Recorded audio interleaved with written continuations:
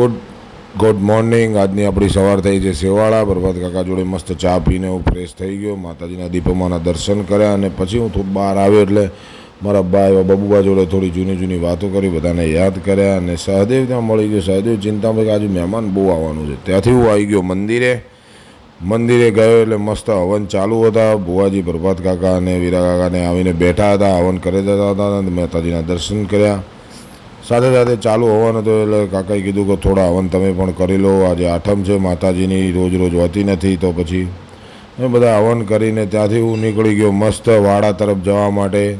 વાડા સવારે વહેલા ઉઠો એટલે પહેલું તો વાડા જતું રહેવાનું, કેમ કે ત્યાં આપણી ફેવરેટ આપણને બહુ ગમતી એવી ઓઢો આપણી હાજર હોય છે, એના વગર આપણને ફાવતું નથી।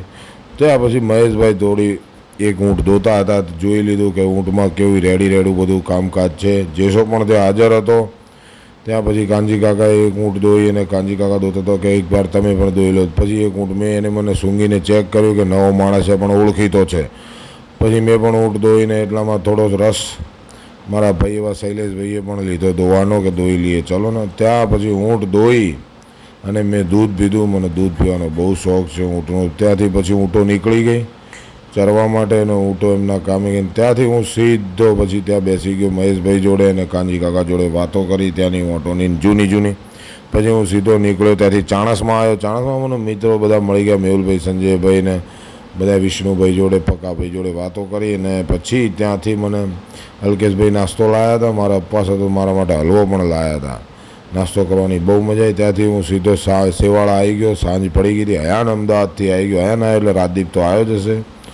ત્યાં માતાજીની પલ્લી ચાલુ થઈ ગઈ છે, આપણા ફેવરેટ એવા ગણેશપરાના પાવડિયા પણ આવી ગયા છે અને માતાજીની મસ્ત પલ્લીનું કામકાજ ચાલુ છે।